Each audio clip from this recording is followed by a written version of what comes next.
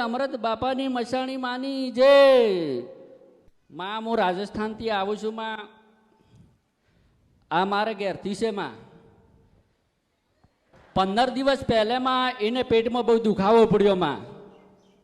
તો પછી એ કહે કે માં મને રહેવાતું નથી મેં દવા કરાવો એમ તો મને તાત્કાલિક પછી માં ડૉક્ટર પાસે જાય સોનોગ્રાફી કરાવી માં તો ડૉક્ટરને કીધું માં કે એનું તાત્કાલિક ઓપરેશન કરવું પડે એને કોથળી બગડી ગઈ છે એવું કીધું માં એ જ દિવસે પાછું મેં બીજા ડૉક્ટર પાસે કરાવી દીધું માં તો એ ડૉક્ટરને બી એવું જ કીધું માં તો મારે ઓપરેશન નથી કરાવવાનું એને પહેલાંથી 2 ઓપરેશન કરેલા એટલે ત્રીજું કરાવ્યું એટલે આ રહે નહીં 2 પહેલાંથી કરેલા છે માં એટલે બીજું કરાવે એટલે માણસ રહે નહીં માં પછી માં મને વિચાર કર્યો તોય મારે ઓપરેશન નથી કરાવવાનું હું અમૃત બાપા પાસે જઉં છું એટલે મને વિશ્વાસ છે કે ઓપરેશન નહીં કરવા દે એના પૂટી પછી મને 20 દિવસ કાઢી નાખ્યામાં પછી એક દિવસ રાત્રિ પાછું એને પેટમાં દુખ્યું બહુમાં પછી મંગળવારે આ જે મંગળવારીમાં તે પછી મને વિચાર કર્યો કે હવે તો ઓપરેશન કરી જ નાખવું પડશે કે પછી રાત્રે આ બહુ રણે બધા મને કીધું કે આપણે ત્યાં જશું અને કાલે તોય ઓપરેશન કરાવી નાખવું છે મને આરાજ કીધી કદાચ માં અમૃત બાપાની જોગમાયા પાસે જશે કદાચ વસાવશે ને વસાવશે જેવું મને લાગે છે ઓપરેશન ત્રીજું નથી કરવું આપણે પછી ના પૂટી પછી માર બેન અમે અરજ કીધી પછી માં રાતની 12 વાગ્યામાં દવાખાનામાં તમે આ જ કપડાં આ જ કાળી પસડીમાં આ બાળકીની માં તમે દવાખાનામાં એની સપને આવ્યામાં 2 બાજુ ડૉક્ટર ઊભા થમાં પછી ના ફૂટી પછી માં મને વિચાર કર્યો તો હવારમાં ઓપરેશન કરવાનું હતું એટલે પછી મને વિચાર કર્યો કે પાછું એક વખત તોય હવારમાં ઓપરેશન કરો તો એક વખત રિપોર્ટ માર કરાવી છે એમ તો મને ઓપરેશન કર્યા પહેલે તોય પાછું રિપોર્ટ કરાવીશ ડૉક્ટર પાસે પછી એ ડૉક્ટરમાં એવું કે બેટા ઓપરેશન નથી કરવાનું કે એનો નોર્મલ આવ્યો એવું કીધું માં આ રિપોર્ટ પડેલી છે બેડામાં હાલીમાં યાદ કરવાથી મને માર મનમાં એવું થઈ ગયું કે માં ત્રીજી વખત આ બૈરી ના રહે એમ 2 ઓપરેશન કરેલા છે પહેલાં માં 10 વર્ષ પહેલાંના એટલે ત્રીજું થાય એટલે મોણે મરી જાય માડી એટલે પાછું ત્રીજું મારે નહીં કરવું એમ કરી માં પછી મને આવું છું 8 મહિનાથી માં બધા લઈને તો માં અમારે કોઈ હોય તો જણાવજો માં એટલું જ છે બાદ બીજું કોઈ નહીં અમારે શું દુઃખ છે માં એનો અમારે કોઈ ન્યાય સમાજ જે પણ ભક્તિ હોય એમાં અમે કરવા હું જવાબદારી લઉં છું માં અમારો પરિવાર બધો આવ્યો છે માં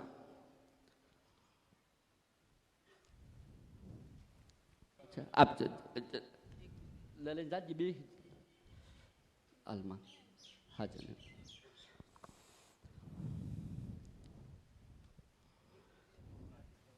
હા જ્યોતિષ હોસ્પિટલ છે વિસનગરમાં હા જ્યોતિષ હોસ્પિટલ જ્યોતિષ હોવા અને બીજી વાતમાં મારા પગના તળિયા બળીને આ શરીરમાં મારા જીવડા ફરીમાં કયા આ મારા પગના તળિયા 15 વર્ષ થઈ ગયા માં શું થાય તને પગના તળિયા બળીને સોયા મારે અને પગમાં આ શરીરમાં જીવડા ફરીમાં મારે એવું હતા બાદ એટલું જ જણાવોમાં અમારું હું દેવ છે ગુણ દેવી છે કોઈ ખબર નથી માં તમે જેવું બતાવો એવું મારે કરવું છે માં અરે હું બતાવું એટલે પાકું જ હોય બતાવ્યું કોઈ જગ્યાએ રિપોર્ટ કઢાયા તારા આ જીવડાના રિપોર્ટ કઢાયા તું કે જીવડા નીકળે છે ને હા માડી તો રિપોર્ટ કઢાયા ના નહીં કઢાયા માં ડોક્ટર પાસે નહીં ગયો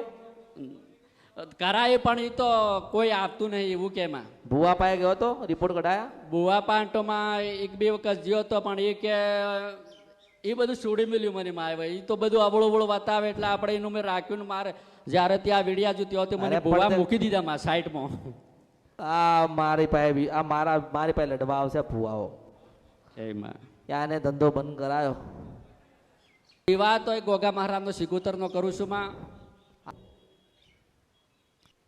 તમે હાસી ઓળખણ બતાવો માં અસલ માતા તમે બતાવો એ કરવું છે માં એના સિવાય બીજું કોઈ નહીં કરવું માં ઓહો રૂડો દીવો કરીને આપો માં અસલ માતા મારે બતાવજો માં તો ઘરે જે લઈને બેઠ્યો છે એનો શું કરું બતાવો એ મારે કરવું છે માડી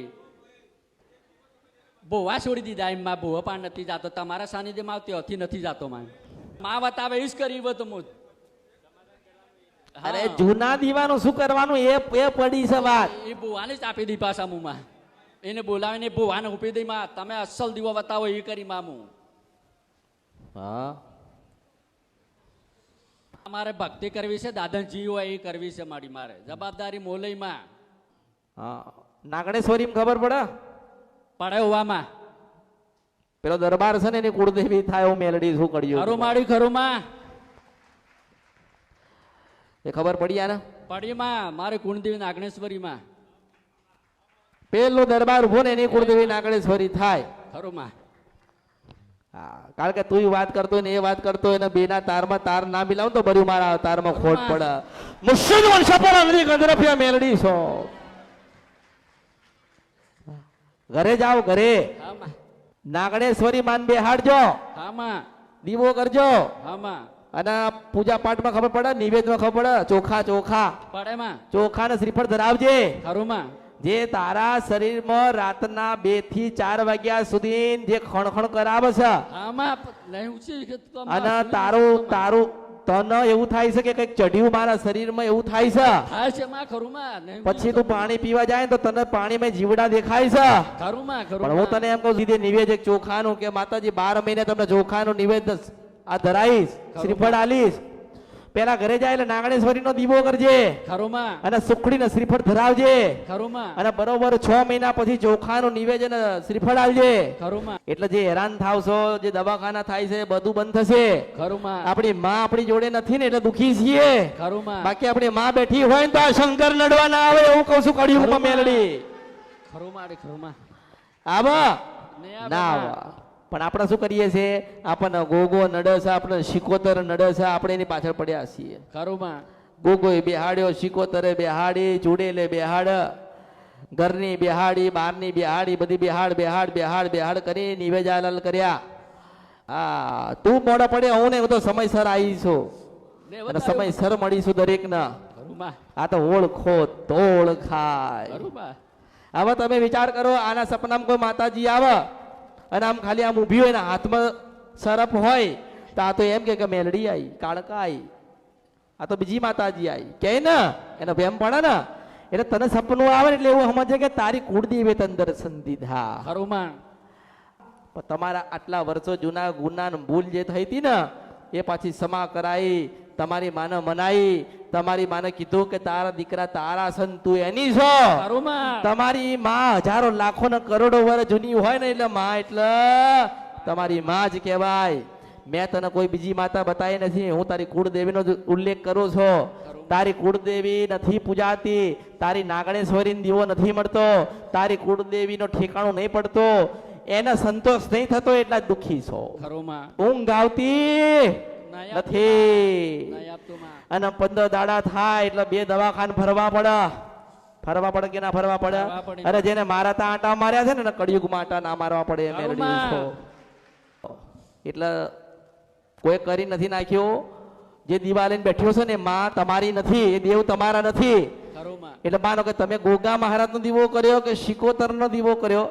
ઘરના કર્યા કે બહારના કર્યા દીવા ઘરના દેવના કર્યા કે બહારના કર્યા જો તમારી શિકોતર માન તમારા પૂર્વજ દાદાનું તમારા ઘરમાં દુઃખ હોત તો તમારે દુઃખ પડે ખરી નહીં પડે સારું માં. થઈ જાય ને સારું થઈ જાય માં આપણી પાસે કોઈ 10 રૂપિયા માંગતું હોય ને આપણે 10 રૂપિયા આપી દઈએ તો આપણા જીવનમાં દુઃખ પડે નહીં પડે પેલો માંગવા આવે આપણે 10 રૂપિયા આપી દઈએ એટલે આવે નહીં એવી રીતે જ્યાં સુધી સાચા દીવાની ઓળખ નહીં થાય તમારી માને સાચો દીવો નહીં મળે તમારી માં પૂજાતી નહીં થાય ને તમારી માને સંતોષ નહીં થાય ને ત્યાં સુધી તમારે ફરવું પડશે એટલે મેં કીધું કે મને કોઈ કશું આલી એક હું આલવા આવીશું કે તમારી કુળદેવી આલી છે ખરું માં અને જો આભળ તારી કુળદેવી તને દર્શન દે ને તો તારથી થાય ને તો 12 થી 4 નું ભજન કરજે ખરું. આ કળિયુગમાં રૂપિયા મૂકીને તો બધા જવાના છે ગાડી ને બંગલા ને ધન ને દોલત બધું મૂકીને જાય છે પણ કળિયુગમાં કહેવું જોઈએ કે નાગણેશ્વરી માની મારા દાદાએ સેવા ને પૂજા કરી હતી અને એની ભક્તિની માં મારા ઘરે આજે હોનાના દીવા બેઠી છે એ બા થવું જોઈએ કે ના થવું જોઈએ ખરું માં થવું જોઈએ. એમ કરવા જઉં છું બહુ સમજાવવાની કોશિશ કરું છું બહુ મારો બહુ પ્રયત્ન છે કે તમારી રિહાઈ ગયેલી છે એને મનાઈને આપું તમને તમે એની સેવા કરો એના કીધેરો જીવનમાં થોડું દુઃખ પડશે થોડું મોડું થશે થોડું વાગશે થોડું લોહી નીકળશે પણ કદાચ પાટો બાંધવાનો આવશે અને ખોડામાં રમાડવાનો આવશે ને તો આપણી માં આવશે આવશે આવશે ને આવશે ખરું માં